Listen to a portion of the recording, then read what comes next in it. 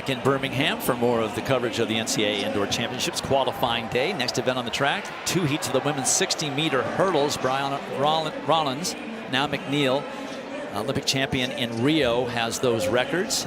Akira Nugent will be starting out of lane 4 for Baylor. Akira Nugent told me that all she needs to do is attack the first hurdle better.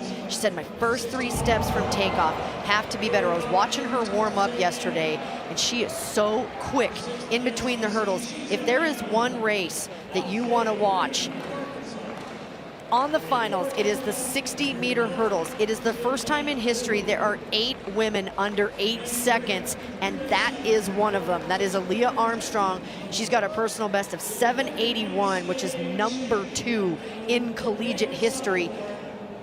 She's going for that 60 hurdle double, and the 60-meter prelim that she ran earlier just as a nice little warm-up for this event, Dwight. Just 38 minutes ago, by the way. This event is fire. So they're having a little bit of issue with the blocks. There are the lane assignments. This race, the 60-meter hurdles and the 100-meter hurdles outdoor for the women. How much have you seen this change with, we called last year at the NCAA meet, it literally took an Olympic final qualifier. There were, all of those women were under what it took to get into the Olympic qualifier. Yeah. And a former SEC athlete, Jasmine Camacho Quinn, Olympic champion. Yeah, absolutely. And Kenny Harrison, yeah, former Kentucky as well, silver medal, and world record holder. Now, U.S. women dominate. In Rio, 5 of the 6 medals, U.S. Unfortunate at SEC indoors for that young lady right there, Alia Armstrong. She was doubling in the 60 and the 60 hurdles. She won the 60-meter dash, came back in the 60-meter hurdles, and she had a calf cramp. And so she pushed over the second hurdle, and she didn't get to finish or even attempt that double. She told me this morning that redemption is not, it's all the only thing that's on her mind. Middle of the track, Akira Nugent, Jamaica and Baylor, where she is a sophomore. She is the defending champion. And they qualify by first 2 finishers automatically qualifying to tomorrow's final, and then the next 4 fastest on time that were not automatic qualifiers. I don't know if I've ever been nervous as a broadcaster in a booth, and this race puts me on pins and needles. No false starts for the women in the 60. Let's see if we can stay clean in the hurdles as well.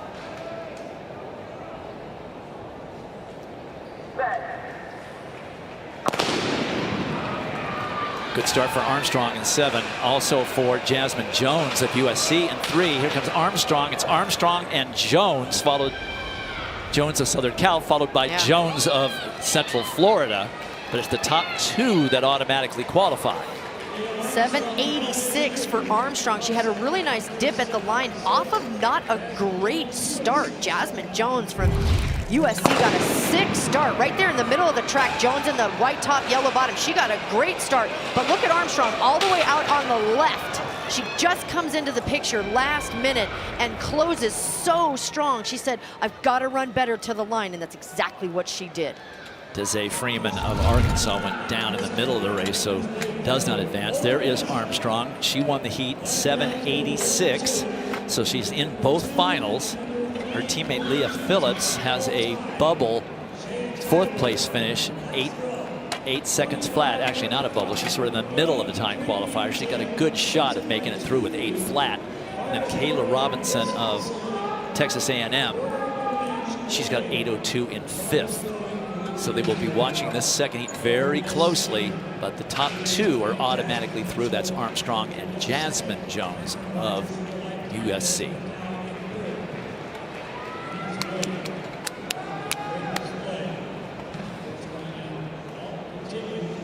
Moving along to heat number 2, and in lane number 2, this is the senior from North Carolina A&T, Paula Simon. So quick out of the blocks, but she told me I have to get away from the hurdle faster.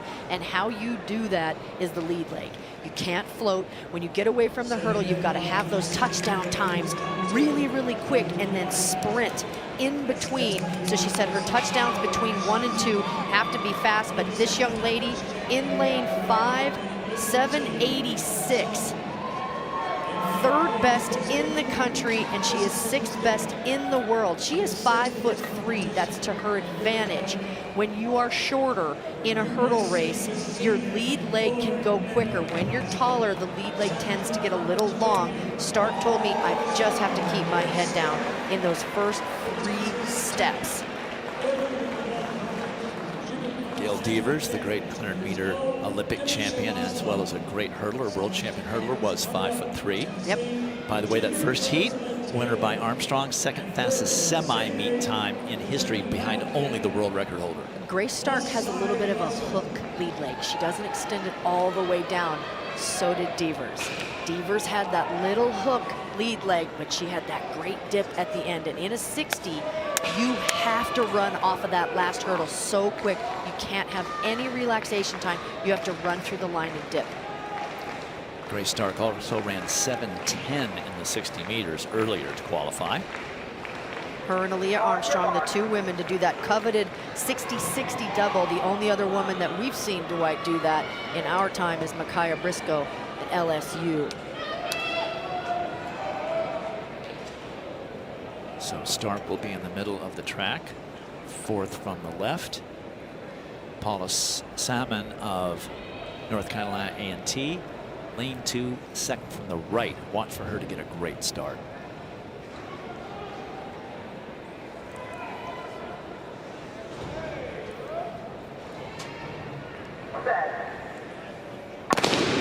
Simon does get a good start, but so does Stark. Stark out very quickly, followed by Mecca McGlaston, and on the outside, lane 8, Masai Russell from Kentucky may have gotten that 2nd spot. 783 for Stark. If it holds, it's a personal best. So a 7:10 in the flat 60 and a 7:83 in the hurdles. Watch how she keeps her head down. All those 3 steps, and then she comes up. Look at her hips. Because she's 5'3", see that little hook lead leg? But man, her touchdowns are so tight. In the middle of the track, in the all blue. Really good start. She's going to be happy with that, and she's got really nice shoulders. She stays really patient, and she runs off of that last hurdle. That 60-meter dash was a great warm-up for that, and that 7:83, 4th fastest time in the world. Paula Salmon of North Carolina A&T did dip out for the 2nd spot over Masai Russell on the outside, but that 7:95 is certainly going to get her through on time. May have everybody in this final under 8 seconds. I'm waiting to see the times come up. This final is going to be so fierce. I think there might be 1 person that's over 8, because there was 3 finishers. Like at 8 flat. Yeah, there was. Yes, 8 flat, Leah Phillips. There are the official times from heat number 2. Equals 6th fastest time in the world this year from Grace Stark. She also had a spectacular 60. She set herself up with a chance to make that double happen. And here are your advancers to finals. You had to run 8 flat or faster to make it.